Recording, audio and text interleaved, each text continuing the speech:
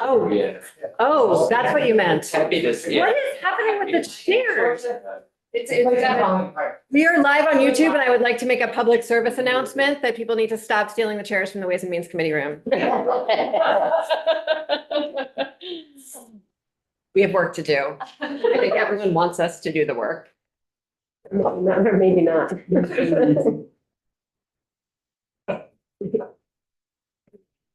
Property taxes will keep growing unless we have enough chairs.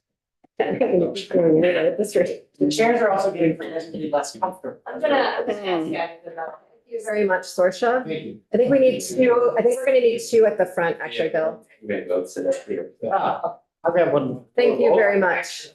Okay. What is happening? I'm sorry, John, I didn't realize that's what you were asking. I was unclear. Thank you so much for joining us at this meeting today. Teddy's getting another one.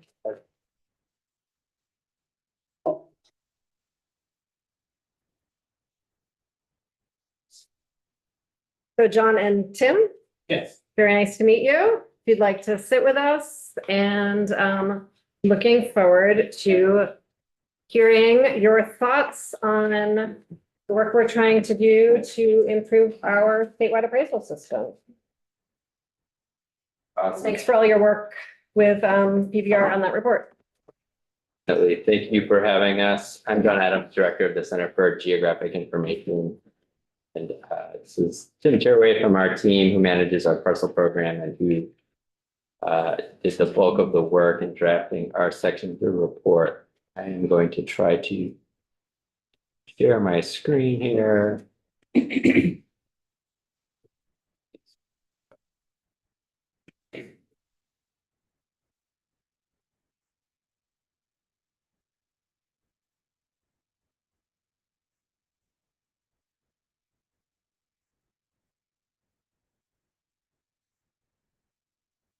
Let's see, how's that?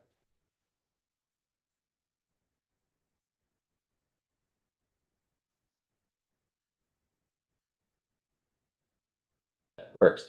So I think this is our first time in this committee this year. So very, very brief overview of BCGI, and I'll hand things over to Tim to walk through our section of this report. So high level, what BCGI, the Center for Geographic Information, does.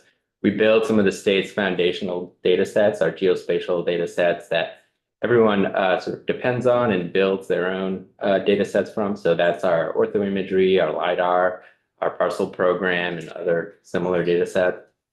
We lead the development and use of our state's geographic information system. So that involves herding cats and working with other state agencies, federal partners, local partners, universities, and the like. And then we empower data visualization and access to some of these assets. We've been around a little while. Our roots are actually in the tax department. In 1968 is when the Vermont mapping program began, and that's where the state began collecting aerial imagery for the purposes of tax parcels. Following Act 200 in 1988. The Office of GIS was created, and which turned into the Vermont Center for Geographic Information in 1992. We moved in and out of government a few times, but our mission has essentially remained the same. So in 2015, we came back, and then one of our major initiatives or projects starting then was the statewide parcel data project, which was we obtained statewide coverage in 2020. I was looking at our annual report from 1992, back when just go on public access television and have live call-in shows. I think you should maybe do that again. I could. As the person who feels the call of the area. Yeah, it was successful in some ways. Our annual report in 1992, we had 107 total users. There would be a mail-in order form. You would get a series of floppy disks in the mail. Today, we using our server logs, we have an estimated annual a user base of around 250,000 people. So it's gone from maybe like a fringe specific technology that only a handful of people know how to use to something that's just an expected basic government service now. Primarily, or the most requested data definitely being our statewide tax parcel data that is available in web viewers. So no one needs a specialized software. You can do this on your phone now. And used for, a variety of different reasons. It's awesome. We like it. And I'll hand things over to Tim now to talk you through our section of the Act 68 report, which I believe you've heard a good amount from the tax department and others about. And the contractor that they worked with came in as well. WAL, yes. So good afternoon. Nice to meet you all. Tim Taylor, VCGI.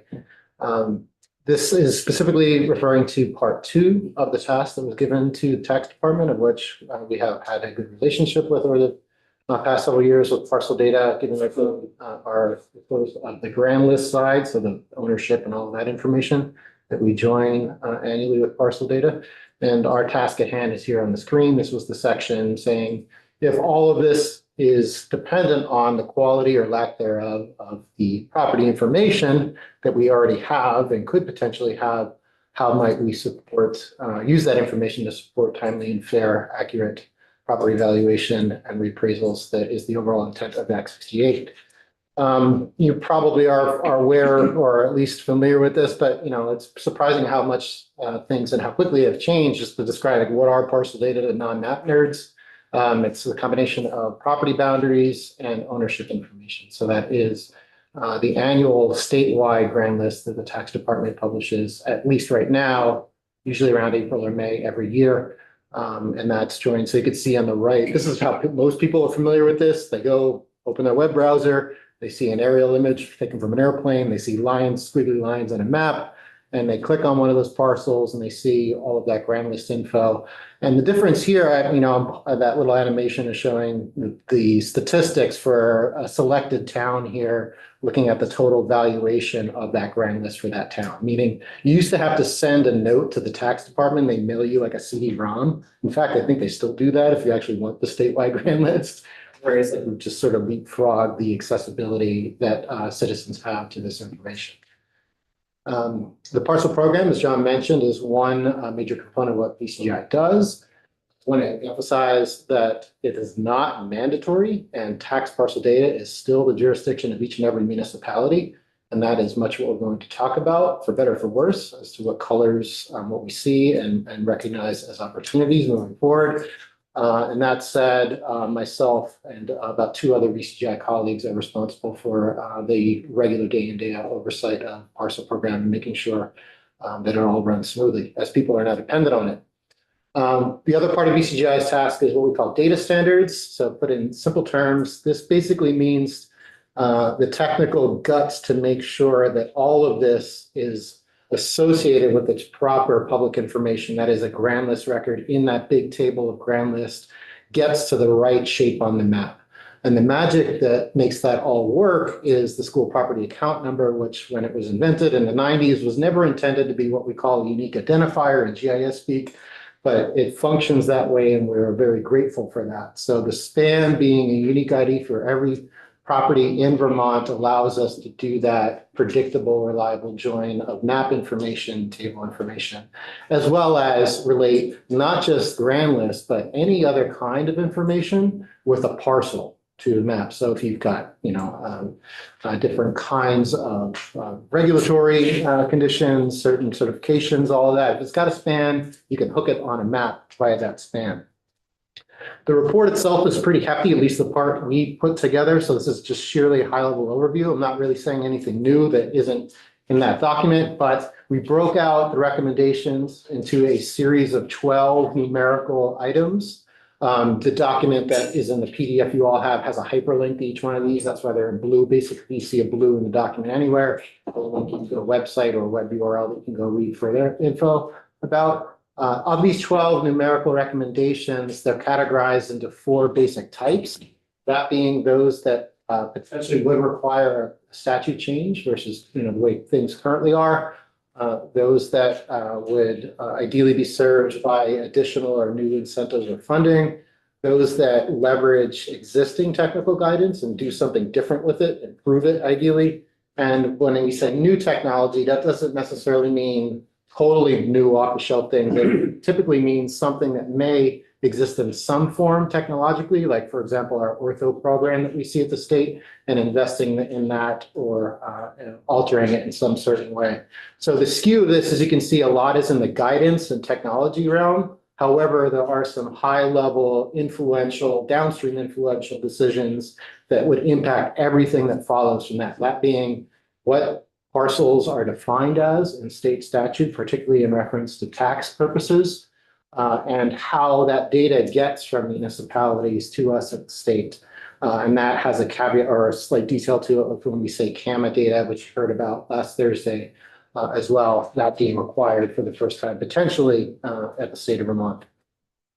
And then there's two additional recommendations. They're tied together. These are about official documentation or a copy of that being land surveys. We have an item that we also oversee called the Vermont Land Survey Library, as well as the particular curious case of the poor delineation of town boundaries in Vermont. So, all right. Parcel definition of Vermont statute. I'll do my best to try and take something that's pretty nerdy and make it as clear as I can, and most importantly, why we're taking They're it. actually nerdier than us. Really? Yeah. So parcel definition. So I mean, Maybe not nerdier than you. Next time you need to give us the website a couple hours in advance. yeah. Yeah. This was submitted unfortunately in December. We were on time, but we know you're all very busy. Just so using that as a takeoff, how many of you before taking this particular bill up have heard of inactive parcels in the state? The term inactive or loosely? Yeah. But if you were put on the spot and had to define it, could you do so? Right. Well, you're not the only one. Inactive parcels are a strange, at least to me, thing before taking over this work, where what the opposite of it is we call active or contiguous parcels, the way it's currently defined in statute. A parcel is defined by who owns it. So it's agglomerated, it's combined on common ownership. But many other places in the United States, at least, the parcel is considered a single separately sellable lot of real estate, right? So you have histories of their subdivisions, line changes. You can keep track of all that because it's the smallest unit, this map. A contiguous parcel definition, potentially you lose that information, or you can. That's one of the risks with it. This is a selection of a map, as you can see near the Woodstock, Heartland, Hartford area, where on a town by town basis, some towns do are mapping inactives extensively, like Woodstock and Hartford. So all those striped polygons on the map are inactives, whereas their adjacent towns, at least that we've seen, have none. So this is kind of a common parlance in the state where this provision has been around at least since the project existed starting in 2017, but it's really uneven in terms of the mappable units that we receive at the state and identifying what those smallest units are. What this means is when we're talking about parcel definitions and back to the contiguous definition, it's joining these lot A's and lot B's. What an inactive parcel might call is that 1/2 of this section here. There's no uniformity handling that. So over time, a lister or assessor might lose the record or the chain of ownership of all of the history of that particular parcel. That's tricky because you need to have that information, right? So this fortunately has a relatively straightforward solution, and that is to invert the definition of parcels in statute or amend it such that what we call administrative parcels can still be the same exact practice as it is right now, aggregating on common ownership. It means things like current use, homestead, all tax administrative purposes that are dependent on that can continue to do as they are. And more importantly, the towns who maintain this data keep doing what they're doing. But beyond that, what we're effectively saying, parcels become these individual units. What we've called inactives to date, albeit loosely and poorly defined, arguably, become the unit by which we just track from here on out and mandate it that way. You therefore get a little bit of the best of both worlds. You don't lose any information in doing so. With this, I don't want to get into the weeds here, but it means that the map and the table are always important to think about, and that span that we're talking about can be dealt with in a way technically to make sure that you don't lose information and you can still serve all those tax dependencies that come along with the current definition of a tax parcel. So in current statute 32 VSA 4152 is where the current parcel definition is. This is a sample of what that amended language might look like, just to even consider to think about that mapping to that smallest unit. And then also the contingency added for tax administration as the current definition would remain and keep things constant there. I'm not a lawyer, so I won't get into the weeds of the multiple interpretations of these words, but from a practical perspective, this seems like a good service. The second recommendation was a tough one for us to write because our partners at the tax department were also at the same time coming up with their recommendations, that which you're familiar with, these assessment districts, which are, being formulated or defined right now in their detail. The best we could effectively say is that however you support this current voluntary means of getting town parcel data to the state is going to be contingent on whatever that assessment district is. In other words, if towns are currently the jurisdiction that are responsible for assessment mapping, then if they remain, or if it's this new district, whoever does the mapping, that's going to, how we support partial mapping is going to be contingent on that.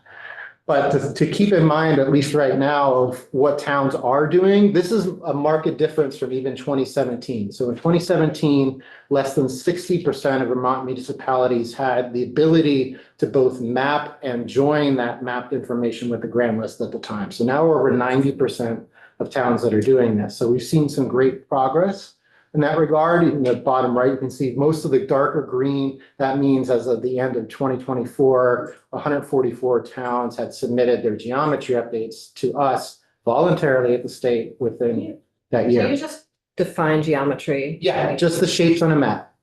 The parcel, so if you say tax map, it's just the shapes on the map that hold All that the data grand you list, described. all the data. Okay, You thank got you. it. Yep. Just the phrase recency of geometry was, Yeah. thank you. Okay, that'll make. We will update the entire state every year with the grand list.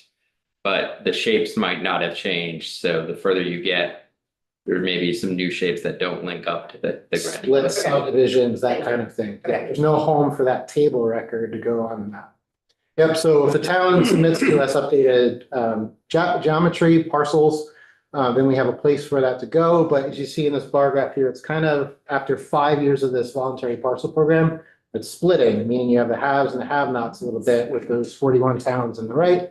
It's not necessarily a factor of how small they are. As you see South Burlington, Redland City, St. Albans City. That's because those towns or municipalities often have professionalized staff who do GIS mapping, but they may have some factor like the definition of a parcel that limits their ability to submit data to us that is standard compliant. I'll use the case of Burlington, for example. They map to that smallest unit that I was talking about, potentially changing the parcel definition before, and they can't easily aggregate based up on ownership, at least that's what they tell us. So there's a lag in submitting data to us in that regard that's standard compliant, let alone little incentive right now because it's voluntary to do so. So some of the biggest cities and towns in Vermont, just by sheer population, are also affected by this, not just the small towns. Can you help me understand where, and I'm sorry if this is later in the presentation, Yeah. but I know sort of some of the minutia of how, say, PVR uses this data that you all create. What other aspects of sort of the whole of state government Yeah. are you contributing to when this data set is working well? Great examples are within the Agency of Natural Resources and the Agency of Transportation. So A&R, for example, if there's a permit, they're using map information to intersect that with wherever the address and or parent parcel is to say this permit does or does not, or may not apply. And having this parcel information available allows them to do that quickly.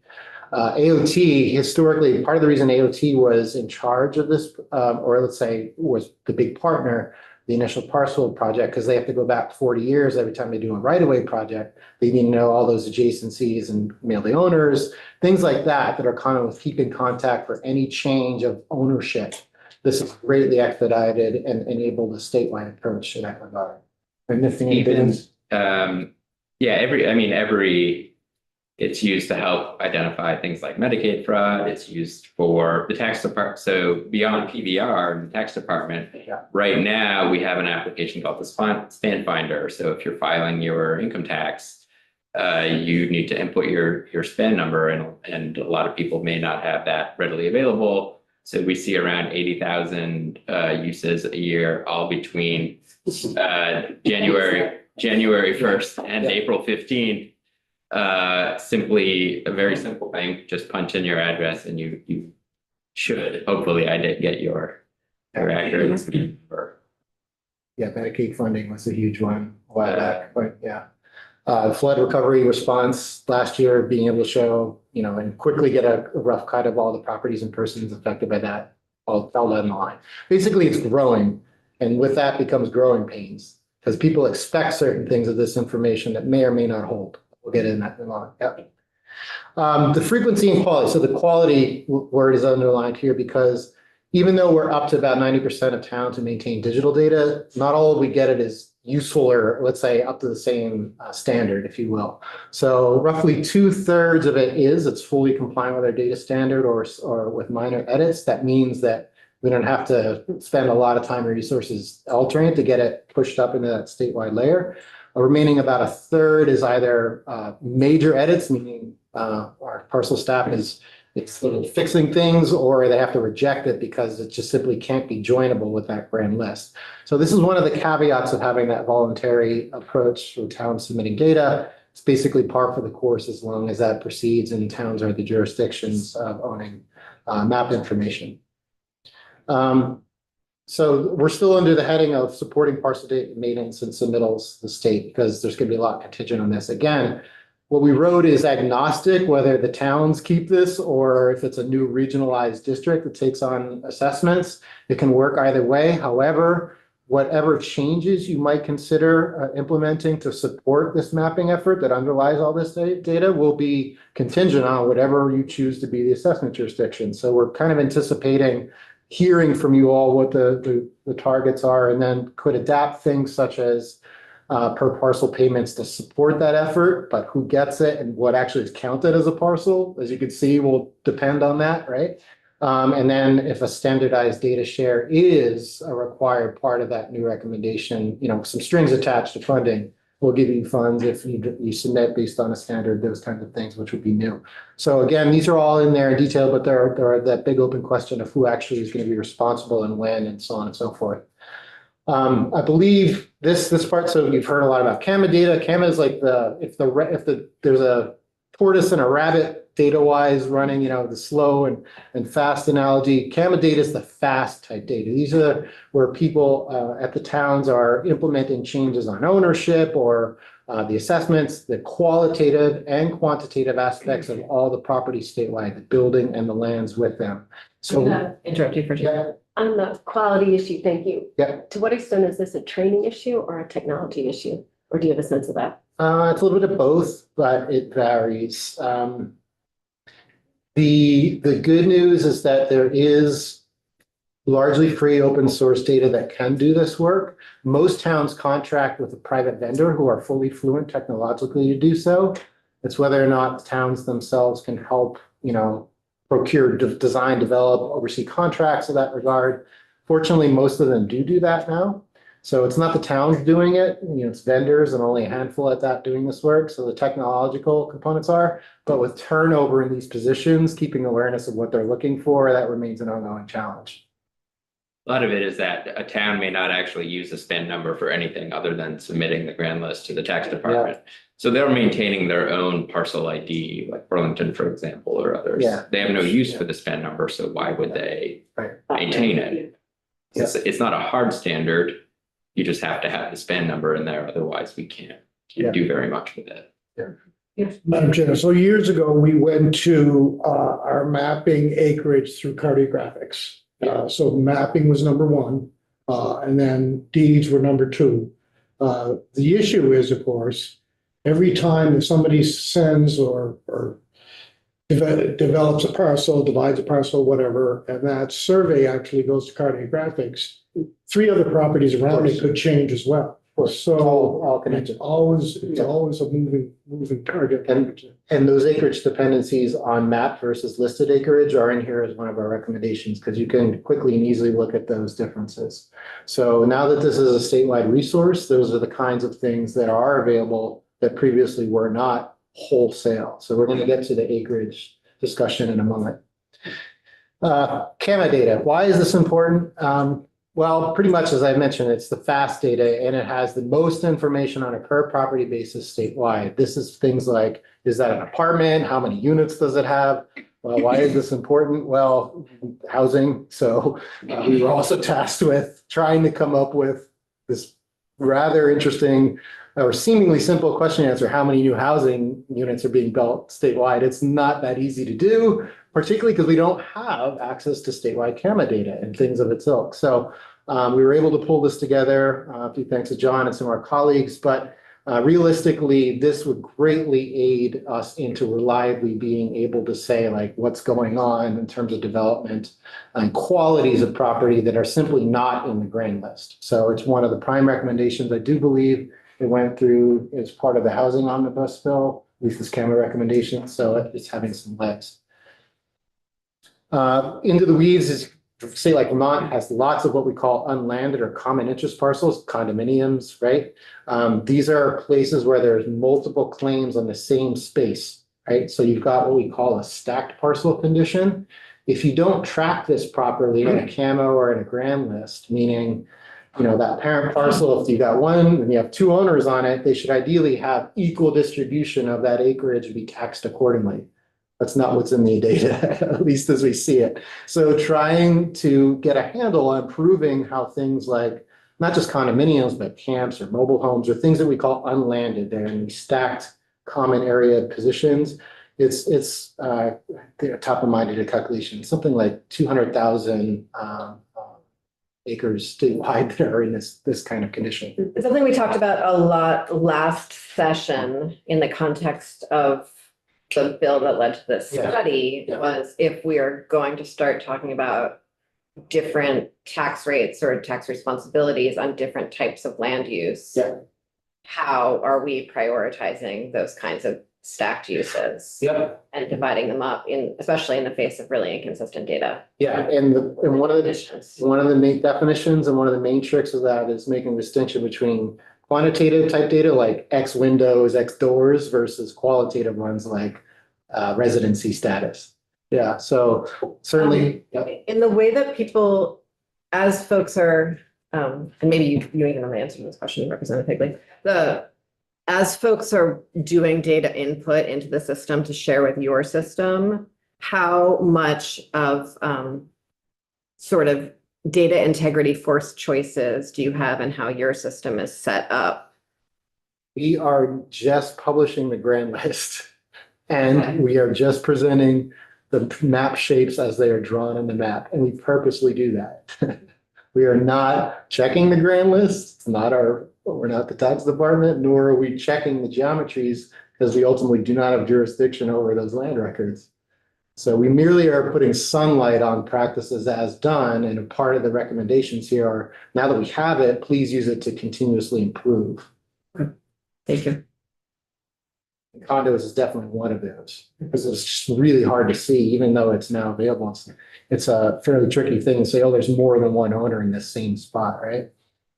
And again, I believe this language was taken as a potential way to request CAMA data to the state as part of Jill Remick's, currently Director of PBR's tasks and abilities in requesting data, municipal grand listing, and extract that database could come to the state. This most recent New England state to do this, almost exactly like this, was Connecticut in 2019. They're an interesting example because they too have no functional county government, or at least not more so. They're very much like Vermont in that regard. So this is back to the acreage question that came up. This is, again, we're not into statutory change right now, but more so improving existing guidance to some of the things we were just discussing. Now that we have this information, for example, road right-of-ways, ROW right-of-way, If you look at them statewide, they really do add up, depending on whatever the class or conditions of the, not just roads, but rail right of ways, et cetera. Historically, you would find, and we still have onesie twosies cases of this where towns will map to what we call the road center line. They won't depict a public right of way but there's no uniform statement or clarity, whether legal or just guidance wise, as to how to address that acreage in the right of way from a taxation perspective. Some states, Washington State, New Jersey, have attempted to do this. It gets really murky quite quick. But the point being is, this is a quote direct from one of our map vendors functioning here. If towns are relying on this parcel data, increasingly so, to do acreage calculations, determinations, having some uniform guidance as to what to do there would help them quite a bit. If not, it could be anything under the sun. And why does it matter? Again, because it's 133,000 acres statewide. So it's a lot of taxable land. Back to the tax department's own guidance on how to handle this, that we brought up the order of operations going from map to deeds. Technically, they recommend a land survey, which is not the same thing as a mapped GIS parcel. It precedes, it's the most authoritative document, but they're not the same thing. So a registered surveyor in Vermont practicing a land survey, then by a tax map, then by deed was the order of evidence, of evidentiary weight given. But looking at that discrepancy between listed acreage, meaning the grand list, just the table itself, and the map, you can do that really easily statewide, and you come up with 177,000 acres. I want to be clear here, it doesn't mean that one's more correct than the other, it means that's how far apart they are. And you'd have to actually look at probably every individual record to be able to reconcile that discrepancy. But you can look at this, we can make maps like this to show and symbolize just how far apart these acreages are from each other, which again, before we had data like this, wasn't technically possible. So if you move forward here and think about, there's over 350,000 acres statewide that are in this tricky category, meaning they're either a right of way, they're these stacked parcel conditions, or they're in this funky space of either being doubly counted or not counted at all between town boundaries, which have never been surveyed statewide. So this map on the right here, red and blue, if you wanted to prospect for unclaimed land, it's not actually unclaimed. These are areas on the map that basically say that no one's accounting for that. And again, this is 350-some thousand acres statewide. And again, in our town, two of our town property lines are, there's two of them on our maps. Yeah. And I don't know if the acreage is in between those two lines. Yep. It's something.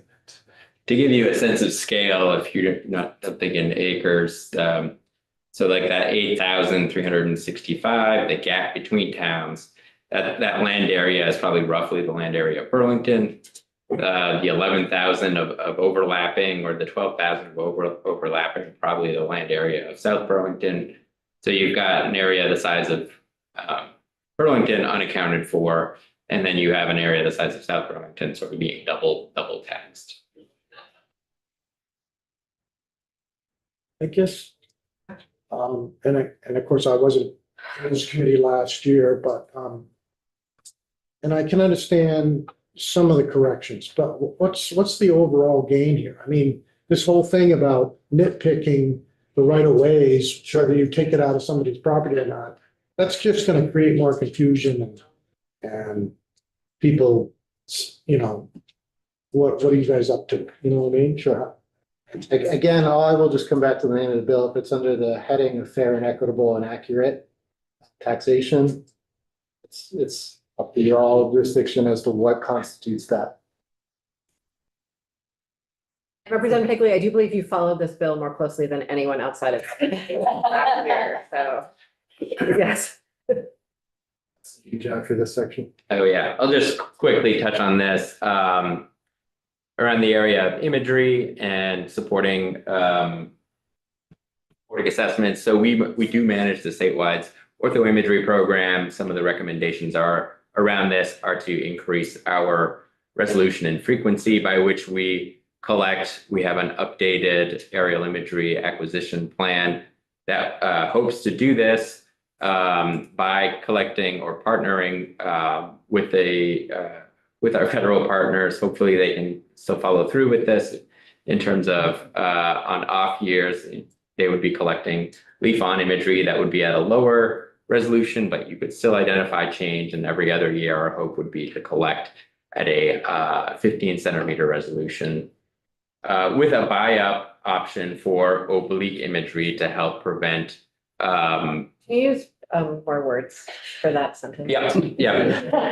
So oblique imagery. Buy up to, buy up. Yeah. Thank you. So we provide like a base product of imagery for the state. Some historically, we have offered the opportunity for partners to buy a higher resolution. So they say, hey, we want you to fly something that is of higher resolution. We say, that's great. You can use our existing contract if you have the funds to do that. So similar to historically, we haven't done this with oblique imagery. Oblique imagery is collected like at an angle, you can imagine, which would require a sensor that collects at 4 different. You're getting an east, north, east, south, and western perspective that lets you look at buildings, and then you can see here an example of measuring things like at a perspective here. Representative Muscle. Yeah, thank you. On the lower photo, I mean, one you show, but it clearly is a roof. Another one looks like maybe it's a perimeter of a foundation. Is that intentional or just examples of what you can do? This is an example. Simply, these are same buildings from multiple sides, which you can't get unless you do this kind of. Yeah, no, understood, thanks. This is all from Kentucky. They did fly statewide, very high resolution oblique imagery. This is not what we're proposing right now. We are simply proposing to make sure we have some municipalities that have contracted to do this themselves. We are trying to make sure that we don't have duplication of effort, that we make this available as part of our contract, and anything collected then is not licensed, is available to anyone that would like to use it. What about people who just feel freaked out by all that? What about What do you what? say to like the Vermonter who just feels a little freaked out by this? We get calls like that even with existing. It's a photograph taken at one point in time. It's like if you took a snapshot, there's more imagery of people online with Google Street View typically than this, even though this is a different kind of picture. Thank you. Representative Higley? No, just, I appreciate you asking that question because I can guarantee a large portion of my constituency would be freaking out. I think that might be something our constituents would share from very different perspectives. Her shoe comes back around. Nothing comes without a cost, and to have the abilities and luxuries of being able to measure this from your computer chair, you have to have a picture. Absolutely. Yeah, I mean, I can tell you, back when E911 was first initiated, we had people that were standing at the roadsides, not wanting us to put out an E911. So That was just when I was moving to Vermont, and it is one of my formative memories of Vermont. It's like the outrage about streets being renamed and people having to have numbers on their houses. It is like top of my, like how I know this place and what it is. right or wrong, I'm just saying. No, totally. Yeah, agreed. Yeah. Back to you all. And the last part related to this imagery, there are a lot of new sort of automated processes that will provide some helpful information that we're seeing other states use. So keeping an eye on that and potentially piloting it to see if it is useful and applicable in Vermont. And frankly, if private firms are doing this, I feel a lot safer with you all being the ones that pilot, knowing that you're like under sort of the protections of statute in a much more meaningful way. There's a lot more accountability with you all doing this than if we had a lot of different private firms competing for private contracts on it. So thank you.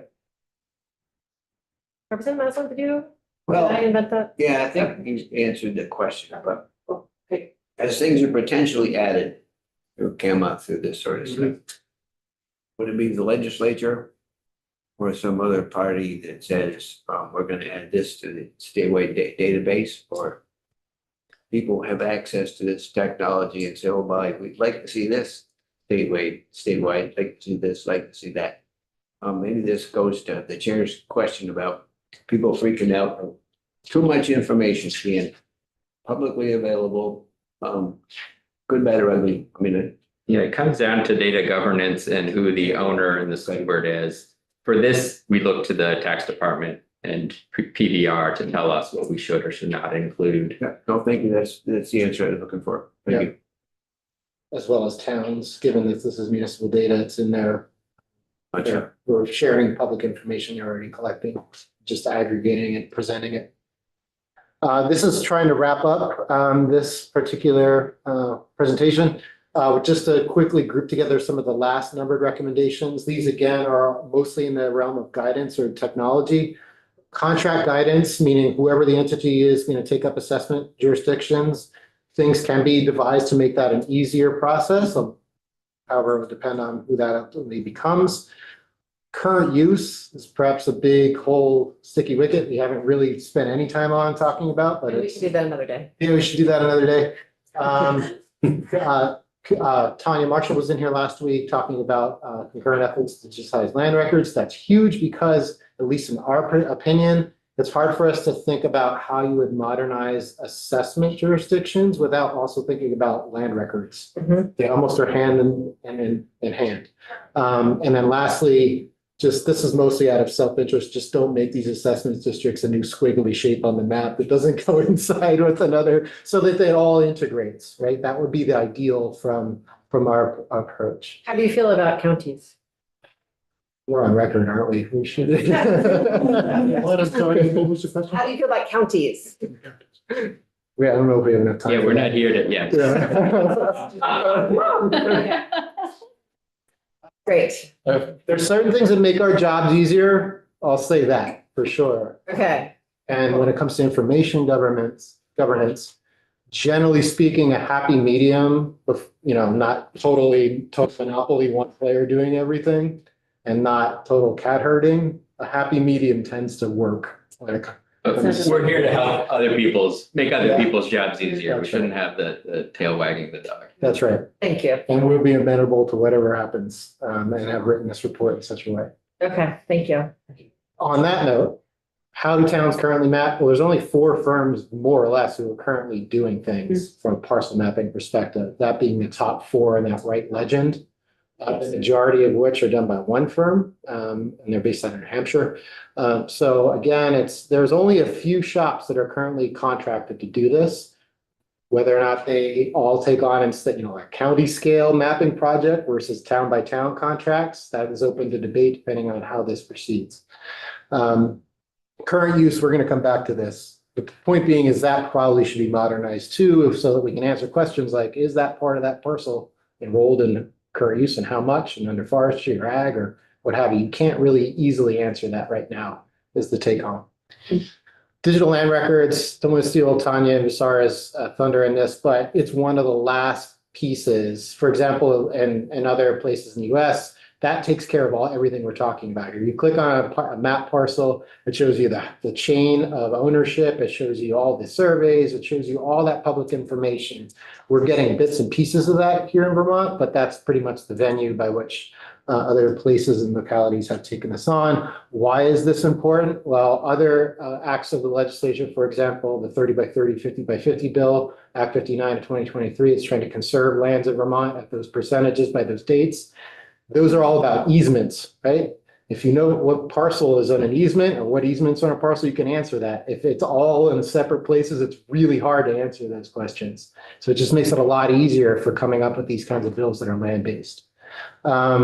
Yes, Does the transportation department, do they work with you on they do. rights of way and Yes, easements? yes, they do. They were a primary partner when we did the initial project to get all of this standardized statewide between 2017 and remain our partners to this day.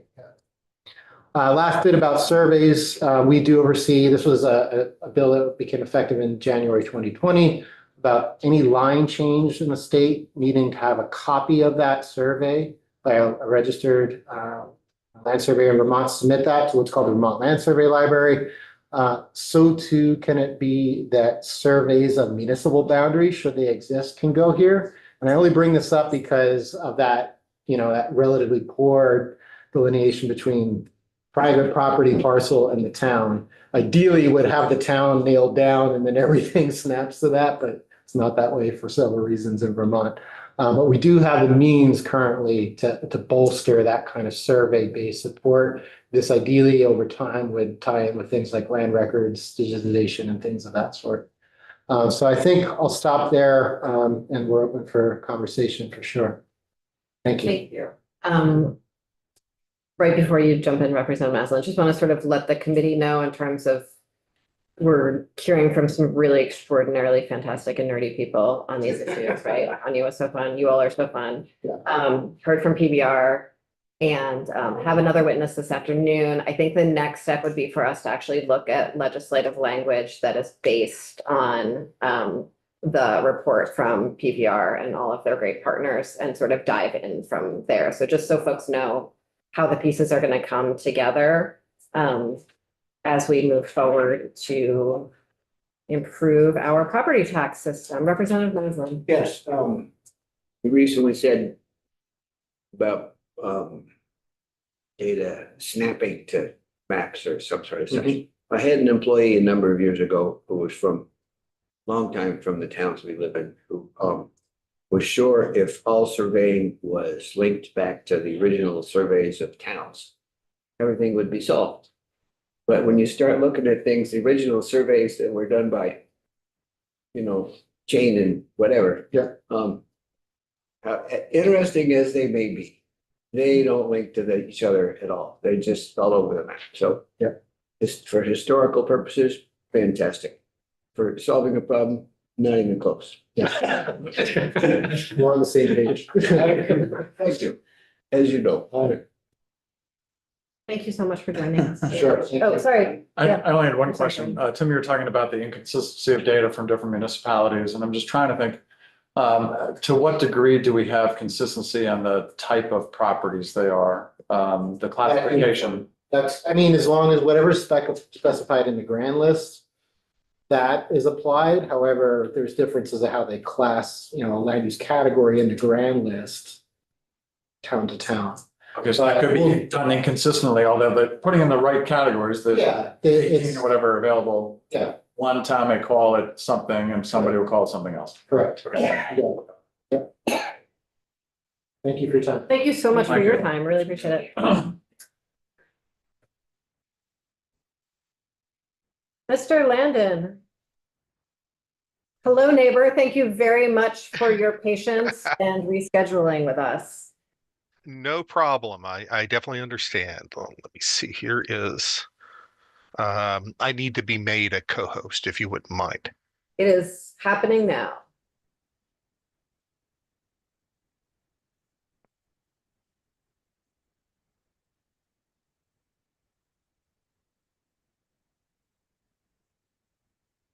Representative Maslin. Yeah, and sir, before you're done, when you get done your basic stuff, if you could explain to us all the initials following your name. I will. Thank you very much for the opportunity to go ahead and to testify.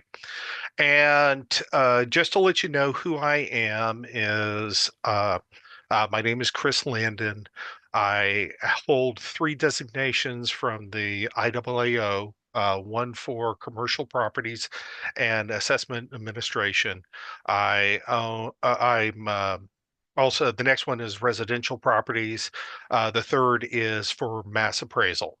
I also have a designation from the Real Estate Educators Association, and I hold the top level designation for the state for assessment.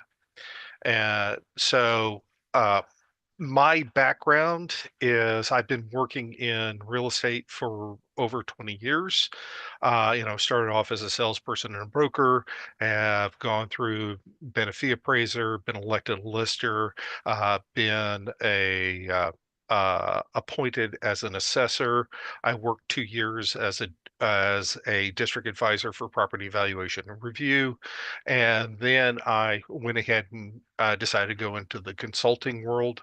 I'm a senior instructor for the IAAO as well as a mentor. And I was asked this year and accepted to be a member for the advocacy task force. And I have applied, and my application has been accepted for the IAAO consulting service. So the one thing is yes, I got a lot of stuff from IAAO, but this is not IAAO. Justin has already presented, and as my understanding, will be presenting again, and that's the organization's opinion. Mine is as a assessment professional, and also specifically with knowledge of how we do assessments within Vermont. Also, with this, please do not construe that this is a criticism of the listers or the assessors or reappraisal companies or PBR in the tax department. This is not meant to be a slight. It's meant to go ahead and look at a process. So if we look at the sales ratio study, it was first first brought into the current condition back in the 90s. And using the information that they had available in the 1990s versus what the research is in when it comes to equity and the ratio study, it's night and day to a certain degree. So the reason why I'm testifying is I have growing concerns, and I see this as a time for action. If we're going to be making a change, this would be the time to do it. And I had some questions. So the concerns that I had with the current ratio study methodology really started with the questions raised with H480, which turned into Act 68. And just to let you know about, since I mentioned that I'm an instructor, I teach the 300 series, which is mass appraisal and statistical analysis, as well as the 400 series, which is assessment administration and tax policy. And I'm trying to bring what I've learned to help the state to go ahead and try to bring the most fair and equitable system that we possibly can. And so that is, we were sitting there talking about H480, the questions that were raised there. Then we have is, the concern I have is sample size. Sample sizes when you look at representativeness. So as example is if you have a town that has 30 arm's length transactions within a 3-year time period, but that's supposed to represent 800 properties. Do you necessarily have the representativeness being captured there? And the principle behind that is what's called the law of the vital few, or the Pareto principle, that you have this very small amount affecting a very large amount. The possible issues with horizontal and vertical equity, statewide, but they're not being tested. And so when I talk about horizontal equity is, let's say that you and your neighbors right next to you all have the same amount of land, your houses were built at the same time, you should be paying the same amount of tax. So you should be assessed the same amount. When we talk about vertical equity is, so let's say that you're Shrek in the swamp, you've got your shack, and then you're comparing it to it was Lord Farquaad with the castle and everything. So it should be, that's kind of the easiest way to describe it, is Shrek's shack should be paying, proportionally less compared to the castle, is kind of the easy way to describe it. Then the other issue that I see is when you look at ratio studies are a tool to help you to tell you that there's problems within your model. So if we're coming up with a model and we're going to test it, I'm going to use ratio studies. Currently, we use category, class, and town as the limitations, but typically what you use is your CAMA variables. So you're going to compare as an example is I'm going to go ahead and look at my 1-story, my story and a half, and my 2-story properties, and I'll see what the statistics look like and if everyone is being treated equally. And the one concern that I have also with the current ratio study is there a false sense of confidence? Is the test actually testing what we expect? And has anyone gone ahead and taken a look at this? And really what it boils down to is, are Vermonters being, assessed fairly and equitably? These questions are not going to all be answered within this presentation, but these are the questions that I have that kind of drove me to go ahead and look. And the important thing is the answers must be fact-based and they have to be quantifiable.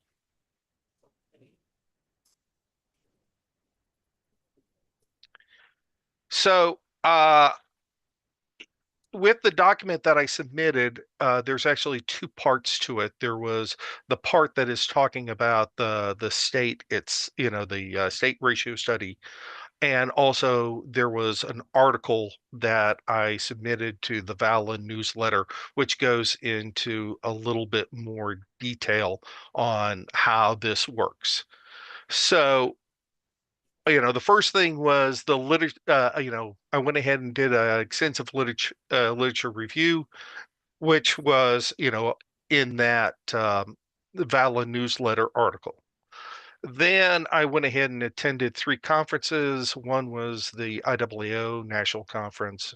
The other was the National Tax Association's annual conference, and also the International Research Symposium, which was co-sponsored by the International Property Tax Institute out of Canada, and also the IAAO in Amsterdam. I happened to see a presentation which kind of was what I was looking for. It is by Ron Rakow of the Lincoln Institute for Land Management, and also Paul Beidenset. Paul Beidenset actually did the coding for it, but the Lincoln Institute came up with a vertical equity app, and this was rolled out in December. Was there a question? No, someone was just clearing their throat, but I will tell Okay. you, I talked to the Lincoln Institute to see if maybe we could just like borrow one of their staff people for the next year. And they did not have the capacity to just lend them out fully. So I appreciate you naming their good work in your presentation. Yeah. I actually spoke with both presenters, and Ron Rakow was the assessor for Boston for over 20 years. So he actually knows, assessment in and out. So what ends up happening is I've got a test that I can use. Now I've got to have a data set to test it against. So this one happens to be for fiscal year 2022. And what I needed to do is, within it is the listed value and also the sales price real. And what the sales price real is, they removed any excess personal property. So we're getting close to our true sales price. But in order for this to test it, it needs to be as if it was this year. And how we do that, how we equalize, is we use the CLA. So I went back and from Property Valuation Review, downloaded fiscal year 2022. The CLA calculations were from like June 29th to August 18th, 2021. So that was the right set. And what ends up happening is um, with this data set, I am not making any assumptions. I'm using the whole data set. So this is a mixture between, commercial, residential, industrial, it's all the sales. And I did that on purpose. Now, some of these sales may or may not be valid, but the important thing about using all the sales, it does a couple of things. Is there is what's called the law of large numbers.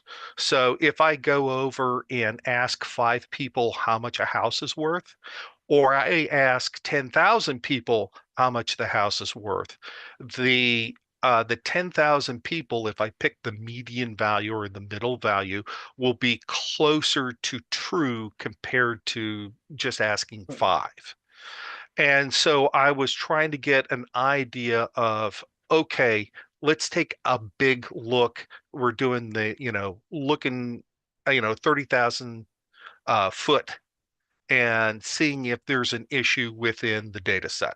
Now, I do have to do some trimming, and the rule that we follow within the IAAO standard is that it's 95% confidence level. And so that's saying that I'm correct 19 out of 20 times. So in order to solve that is I got rid of any issues with if there was no span, if it was less than $10,000 in value. And then I did is I removed the assessment to sales ratio. It was 1,068, which on the lower end and 1,068 on the upper end. So it's proportional.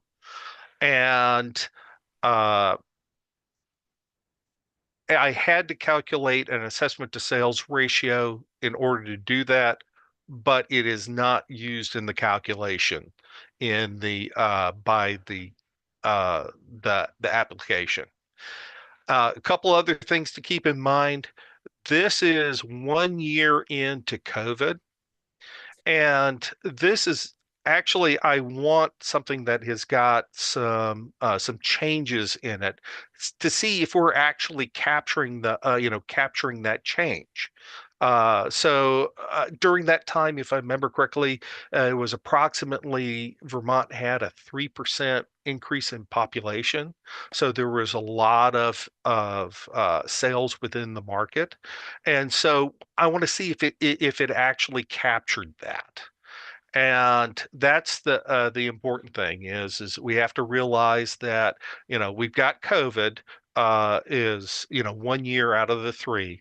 And also the other 2 things that I didn't do is I didn't do any market adjustments for time for the sales, and I didn't do any sales validation. I used the data set as is. Now, the next several slides are actually the report. And so I basically, cut and paste, from the report. And I want you to understand this is not, even though I provided the data set, this is what the report came up with. And the important thing when we were talking about vertical equity is this report actually does 5 tests for vertical equity and 1 test for horizontal equity. And there was a study that was done by a vertical equity task force, which was in 2023, and the recommendation was that you use multiple tests if you're trying to get an assurance of vertical equity.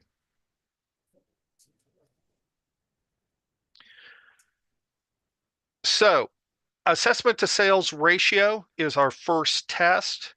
One thing that was, I looked at the overall median ASR, which is 1.008. I'm looking for something that is very close to 1 if it's the middle or the median value, which is important. So that kind of lets me know that, hey, I kind of did the math correctly. But what they've done is they've broken this down by decile. So they put it into 10 buckets. And then they looked at the median assessment to sales ratio for each bucket, and that gave us our graph to the right. And so if we look here, the trend line is down and to the right. It is typical that if it's a regressive with a lot of graphics, if it's regressive, it's going to be down and to the right.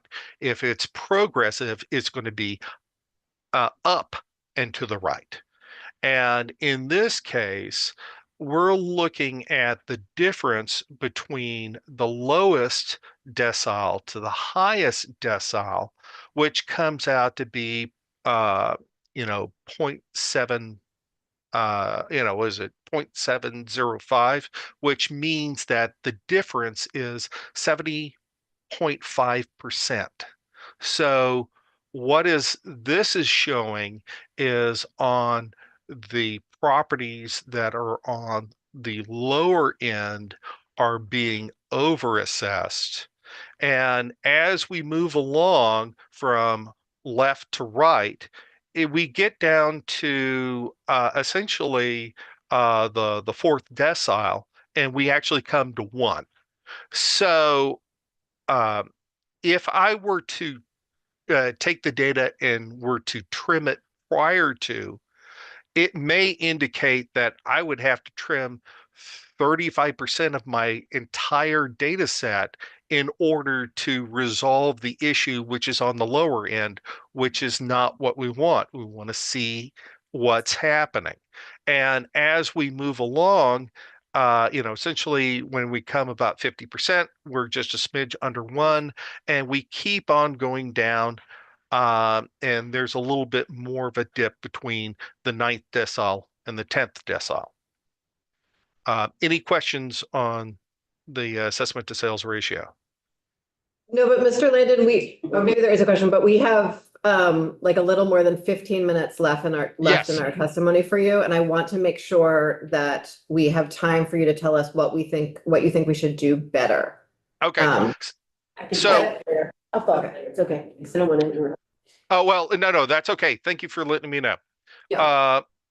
When we go into the next test, which is horizontal equity, and the important thing about horizontal equity by statute and also standard, it's for rural properties, it's 5 to 20. In this case, it ends up being 36.8. So it's almost double the standard. And then if we go on to the price-related differential, price-related differential is essentially a yes or no test. And it does have some issues with bias, depending on if it's got a lot of dispersion or something like that. And it's supposed to fall between 0.98 to 1.03. In this case, it was 1.176.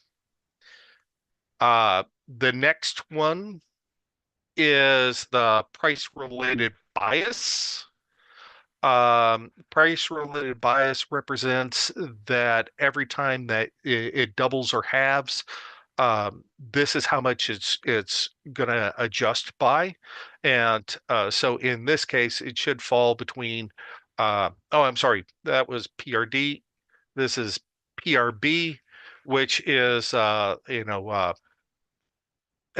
anytime that it doubles or halves, it should be between minus, plus or minus 0.05. If it's greater than plus or minus 0.10, then you have a serious problem. In this case, we ended up coming up with minus 0.132. And I've got a summary for this, so it's okay. So Spearman's ranked order, this is used for as a equity test for between lower end and higher end properties, and it deals not with ratios but actually with the ranking. And in this case, we ended up with a minus 0.408, which minus 0.408 is a moderate regressive correlation, and it is not within an acceptable range. And if we look at the correlation plot, it's down and to the right. The last one is the Gini measure. And this is kind of the easier way to explain it. So Gini measure is got a graphical way. Is we have an equity line, that's perfect equity. A perfect inequity is it would all be 0 down on the bottom, and then we would have a line right here all the way at the far right. And these two lines here are what's called the Lorenz curve, one for the Kewaunee index and for the modified Kewaunee index. The important thing about these is they should be touching. They should be very close to each other. And if you look here, they actually have a significant gap in between. How you can tell it's regressive is the Kewaunee index is centered on 0. Since it is a negative number, it's regressive. The modified Kewaunee index is centered on 1, and it is less than 1. So, sorry about that. But I think it was here's the delightful. summary. Nothing to apologize for. No, that's okay. The issue is when we're talking about equity, we have to talk about statistics. And I know that this is kind of you're getting a crash course, but I pulled these directly from the report. So our ASR, we sit there and said that it's regressive tending. Our COD, which is our horizontal equity, was out of standard. And that is actually in blue because I wrote that. The PRD indicates regressivity. PRB indicates regressivity. Spearman's rho indicates regressivity, and also Gini measures indicate regressivity. So there's a problem here. And the important thing to understand is this test came out in December. So hasn't been available beforehand.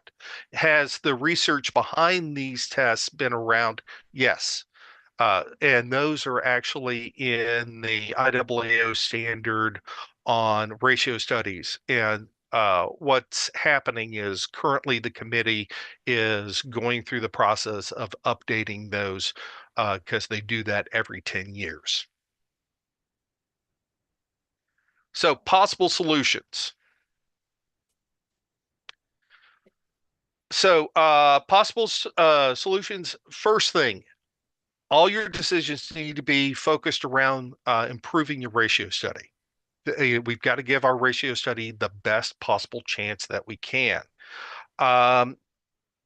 What is a recommendation that I made when I testified to the Finance Committee with H480 was 5 districts, so you could do 5 or 6 assessment districts. And the advantage is the law of large numbers. Now, I have not read this. I only heard this on the news. Apparently, the governor put a recommendation as far as the schools that they were looking at switching to 5 large school districts. And I don't know if that's going to happen, but it seems like that if you're going to go with 5 school districts, it makes sense to go with 5 assessment districts. So that's something to consider. The ratios study can be created using CAMA variables. And also, the important thing is in other states like Massachusetts, the municipality comes up with the ratio study, and the agency, the oversight agency, actually does the audit.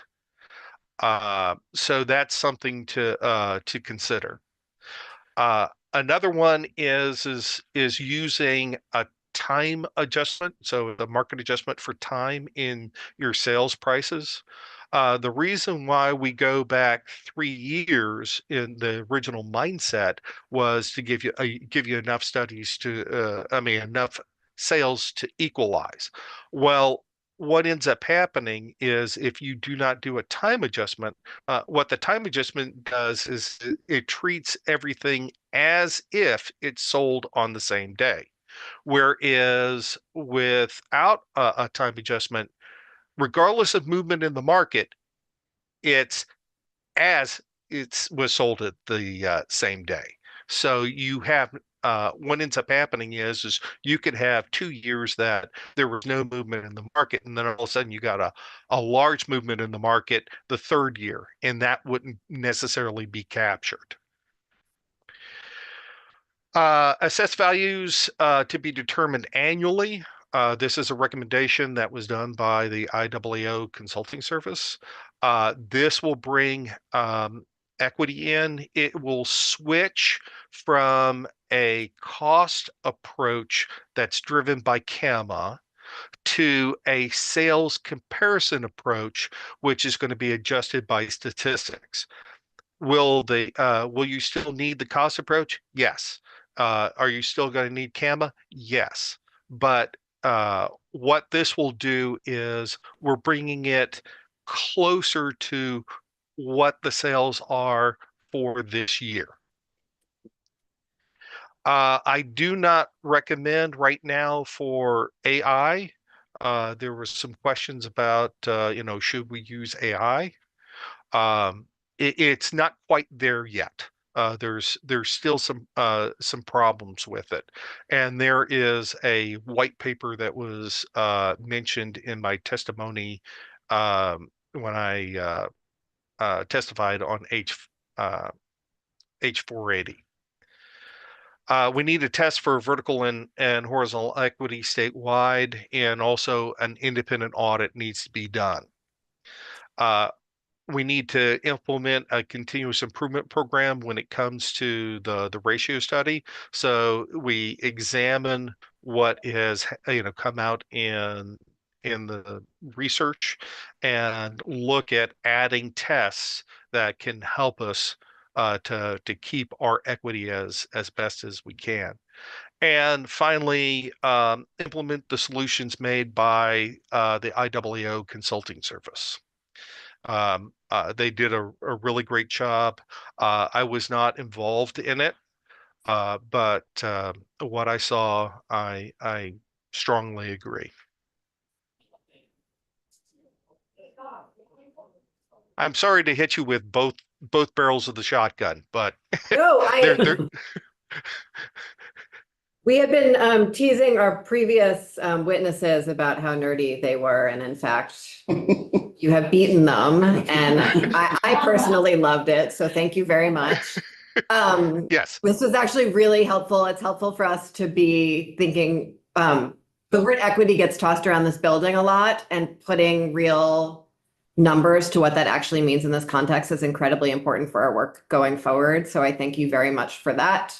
And for the statistics lesson as well. I think some of us are going to need some time to digest some of your previous slides before we can ask great questions of you. Yes.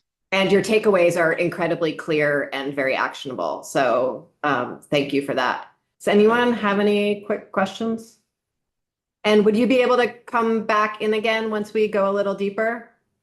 I would be more than happy to. Wonderful. Really the one thing is this has kind of been a passion project for me since H480 came out, and I want to take the knowledge and experience that I have and give it to you all so you can make the best decision that will benefit all Vermonters. Thank you very much for all of your time today. Really appreciate it. I think Representative Holcomb's planning on following up with you offline and Sure. to see you again soon. Thank you. Thank you.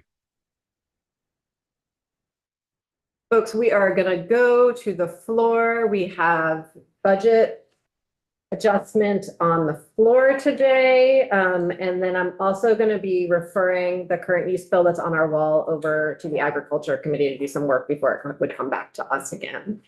And those are my announcements for the day. Tomorrow morning, we are back in this room and we'll be doing a few walks